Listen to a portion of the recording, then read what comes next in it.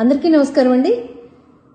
రేపు ఫిబ్రవరి 27న జరగబోతున్న ఉమ్మడి గుంటూరు, ఉమ్మడి కృష్ణా జిల్లాల గ్రాడ్యుయేట్ ఎమ్మెల్సీ ఎలక్షన్స్కి సంబంధించిన కూటమి అభ్యర్థి అయిన గౌరవనీయులు మాజీ మంత్రివర్యులు శ్రీ ఆలపాటి రాజేంద్ర ప్రసాద్ గారు, ప్రోగ్రెసివ్ డెమోక్రటిక్ పార్టీకి సంబంధించిన అభ్యర్థి అయిన లక్ష్మణరావు గారు మధ్య ఉన్న వ్యక్తిత్వ వ్యత్యాసాన్ని కొంచెం 4 మాటల్లో చెప్పుకుందాం. ఎందుకంటే రేపు ఓటు వేసి మనం ఒక నాయకత్వాన్ని ఎంచుకుంటున్నప్పుడు అది సరైన నాయకత్వమా కాదా అని చెప్పి ప్రజలు గ్రహించాలని నేను కోరుకుంటున్నాను.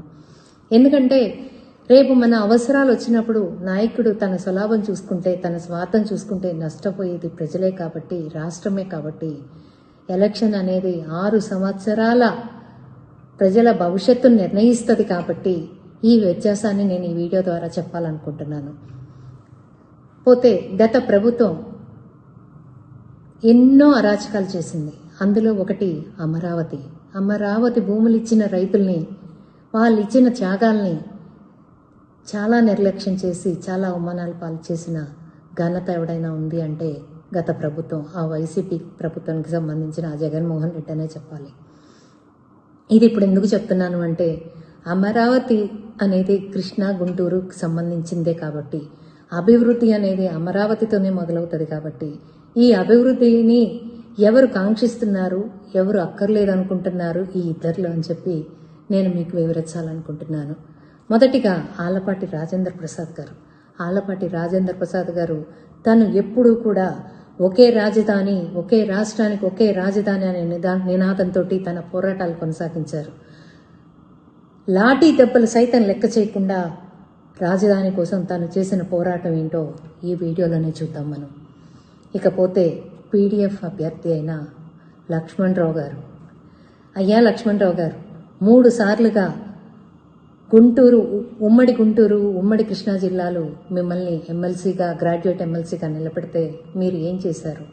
2014లో తెలుగుదేశం అధికారంలో ఉన్నప్పుడు రాజధానికి విడబడిన రాష్ట్రానికి రాజధాని కావాలని బావగారు భూముల్ని ఎక్వైర్ చేస్తే చాలా తిప్పలు పడి ఎక్వైర్ చేశారు. ప్రజలు కూడా త్యాగంతో ఇచ్చారు.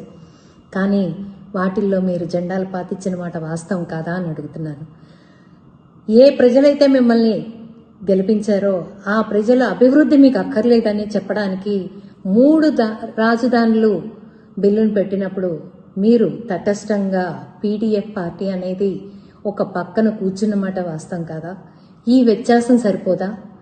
పోనీ ఇంకా ఒక వ్యత్యాసం చెప్పుకుందాం మనం. లీడర్కి అనేది ప్రజలు ఒక లీడర్ని ఎంచుకుంటారు, మన వెనకమాల ఉండి మనల్ని బాగా నడిపిస్తారు అని. అలాగే రాజేంద్ర ప్రసాద్ గారిని లీడర్గా కొన్ని వేల లక్షల మంది ఎంచుకున్నారు. ఆయన తన నమ్మిన ప్రజల కోసం ఏ రోజు కూడా వెనకడుగు వేయలేదు. తన స్ఫూర్తితో ప్రతి ఒక్కరిని నిలబెట్టుకున్నారే తప్ప తన స్వార్థం చూసుకుని ఎప్పుడు కప్పతాటుతనాన్ని చూడలేదు.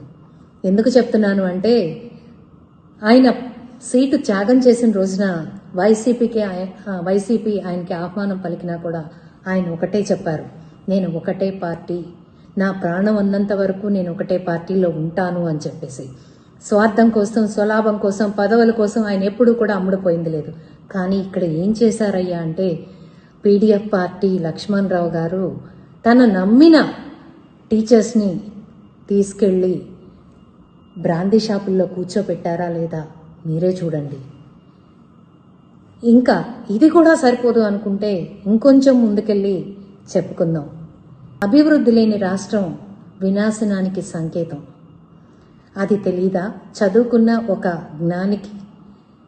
లక్ష్మణరావు గారు, నేను చాలా చదువుకున్నానని చెప్తున్నారు, నేను చాలా సమర్థవంతులు అని చెప్పుకుంటున్నారు. మరి మీరు ఎందుకు కృష్ణా గుంటూరు జిల్లాల అభివృద్ధిని మీరెందుకు కాంక్షించలేదు? మీరెందుకు దాని వినాశనాన్నే కోరుకున్నారు? మీరు ఇప్పటికైనా ప్రజలకి సమాధానం చెప్తారని ఆశిస్తున్నాను. మీరు మీ ఎమ్మెల్సీ పదవికే మర్యాద ఇవ్వలేదు. ఎందుకంటే మీరు ఏ పార్టీ వెళ్ళి ఆ వైఎస్ జగన్ కాళ్ల మీద పడ్డారో ఈ వీడియో చెప్తోంది. మీరు ఎంత నీచంగా దిగజారిపోయారో అంటే పెద్దవాళ్ళు మిమ్మల్ని నేను ఈ మాట అనకూడదో అనొచ్చో నాకు తెలియదు, కానీ ఎందుకు ఇంత దిగజారిపోయారో మీ విజ్ఞతకే వదిలేస్తున్నాను. ప్రజలందరినీ నేను ఒకటే కోరుకుంటున్నాను, మన అందరం చదువుకున్న విజ్ఞులం, మనం వేసే ప్రతి ఓటు మన భవిష్యత్తుకి నాంది కావాలి. అందుకని చెప్పి గౌరవనీయులు మాజీ మంత్రివర్యులు అయిన శ్రీ ఆలపాటి రాజేంద్ర ప్రసాద్ గారికి మనం ఓటు వేసి మన సుస్పష్టమైన నిర్ణయాన్ని భారీ మెజారిటీ ఇచ్చి మరి నిరూపించుకుందామని చెప్పి ప్రార్థిస్తున్నాను. Thank you.